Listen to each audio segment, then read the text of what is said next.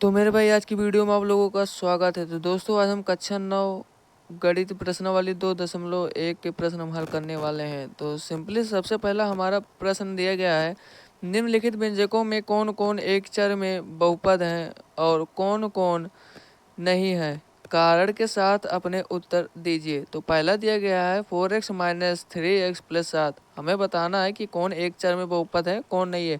तो सबसे पहले हम बात करते हैं एक चर में बहुपद कौन कौन से होंगे। जैसे हम ले लेते हैं यहाँ पर पहला एग्जांपल ले लेते हैं 4x - 3 ले लेते हैं।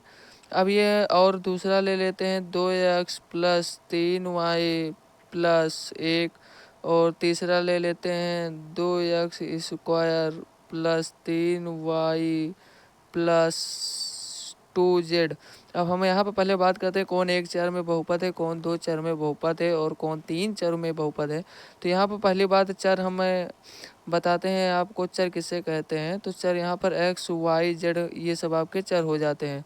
अब यहाँ पर देखिए, यहाँ पर पहले बहुपद में 4x - 3 मतलब कि x मतलब एक ही चर उपयोग किया गया है, मतलब x है। अब यहाँ पर मान लीजिए हम यहाँ पर ले लेते हैं 4x² - 3x। तो यहाँ पर भी x ही उपयोग किया गया है और यहाँ पर भी, मतलब कि ये एक चर में बहुपद हो जाएगा, एक चर में बहुपद हो जाएगा। अब ये भी एक चर में बहुपद हो जाएगा क्योंकि यहाँ पर एक ही चर उपयोग किया गया है। अब यहाँ पर x और y मतलब कि दो चर हो गए हैं, x और y मतलब कि अलग अलग चर हो तो वो दो चर हो जाएंगे। तो ये दो चरों में एक बहुपद है। तो यहाँ लिखेंगे दो चरों में एक बहुपद है। और यहाँ पर x, y, z मतलब कि ये तीन चरों में एक बहुपद हो जाएगा मेरे भाई, तीन चरों में एक बहुपद हो जाएगा। अब यहाँ पर पहला प्रश्न हमारा कह रहा है 4x - 3 + 7। ये आपको बताना है कि ये एक चर में बहुपद है या नहीं, क्योंकि यहाँ पर लिखा गया है एक चर में बहुपद है नहीं, यही हमको बताना है। तो मेरे भाई यहाँ पर 4x - 3x + 7 में एक ही चर उपयोग किया गया है। तो मेरे भाई ये आपका एक चर में बहुपद हो जाएगा, एक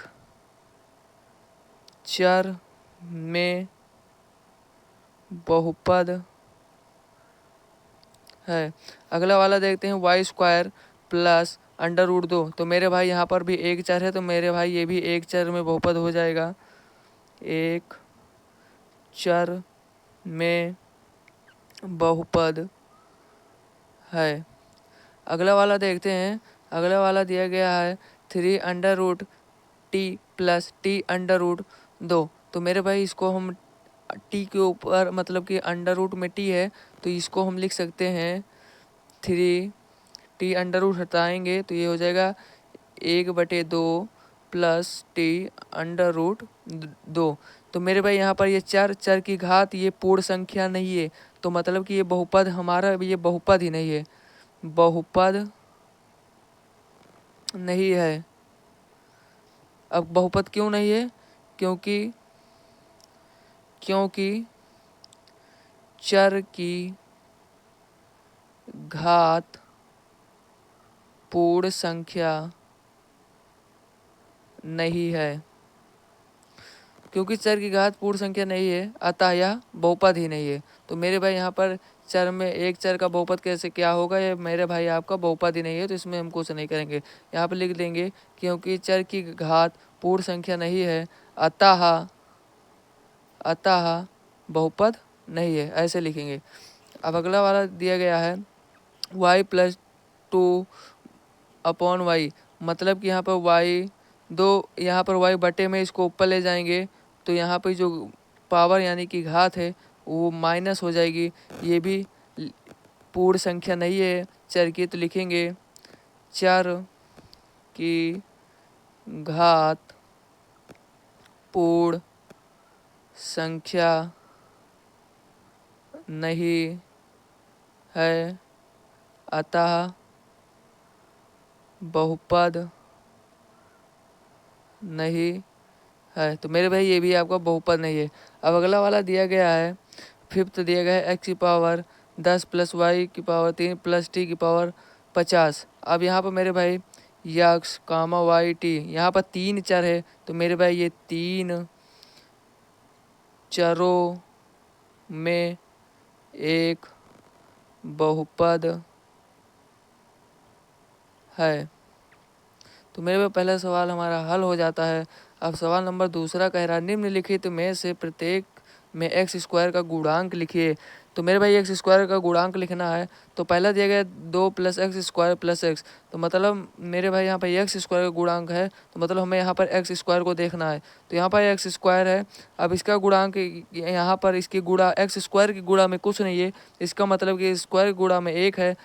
तो मेरे भाई एक्स स्क्वायर का गुणांक एक्स स्क्वायर का गुणांक 1 हो जाएगा। अगला वाला दूसरा दिया गया 2 minus x square plus x cube. अब मेरे भाई यहाँ पर एक्स स्क्वायर का गुणांक पूछा है इसलिए हम एक्स स्क्वायर को देखेंगे। एक्स स्क्वायर का गुणांक मतलब कि यहाँ पर एक्स स्क्वायर के गुणा में कुछ नहीं है तो मतलब कि 1 है। तो मेरे भाई यहाँ पर माइनस है तो यहाँ पर हम -1 लेंगे। याद रखिएगा चिन्ह के साथ हम गुणांक लेंगे। तो यहाँ पर एक्स स्क्वायर का गुणांक बराबर -1। अगला वाला दिया गया एक्स स्क्वायर का गुणांक तो यहाँ पर हो जाएगा एक्स स्क्वायर का गुणांक। तो मेरे भाई यहाँ पे एक्स स्क्वायर का गुणांक π/2। तो मेरे भाई क्योंकि यहाँ पे एक्स स्क्वायर गुणा में π/2 है तो एक्स स्क्वायर का गुणांक π/2 हो जाएगा। अगला वाला कह रहा है एक्स स्क्वायर का गुणांक। तो मेरे भाई यहाँ पे एक्स स्क्वायर है ही नहीं तो यहाँ पे एक्स स्क्वायर गुणांक कहाँ से होगा। अब ये मेरे भाई इसको हम लिख सकते हैं 0 x square plus √2x minus x. मतलब कि एक्स स्क्वायर का गुणांक 0 है। मतलब कि आप यहाँ से भी देख सकते हैं एक्स स्क्वायर यहाँ पर है ही नहीं, तब एक्स स्क्वायर का गुणांक 0 है। तो मेरे भाई यहाँ पर 2 सवाल खत्म हो जाते हैं। तीसरा कह रहा है 35 घात के द्विपदी और 100 घात का एक पदी का एक उदाहरण दीजिए। तो मेरे भाई हम आपको बता दें कि द्विपदी और एक पदी बहुपद किसे कहते हैं। तो मेरे भाई जैसे यहाँ पर हम ये उदाहरण लिए थे 2x प्लस 3y प्लस 1। तो मेरे भाई यहाँ पर ये उदाहरण लिए थे तो आपको देखना है इसमें कितने पद हैं। जैसे यहाँ पर ये पहला पद, दूसरा पद, तीसरा, मतलब ये 3 पद है तो ये त्रिपदी बहुपद हो जाएगा। अगर मेरे भाई 4x - 3 है तो इसका मतलब यहाँ पर 2 पद है तो ये 2 पदी बहुपद हो जाएगा। अगर मेरे भाई यहीं पर हम ले लेते हैं 3x स्क्वायर प्लस 4x - 1 तो यहाँ में मेरे भाई 1 2 3 है, 3 पद है तो मतलब कि त्रिपदी बहुपद हो जाएगा।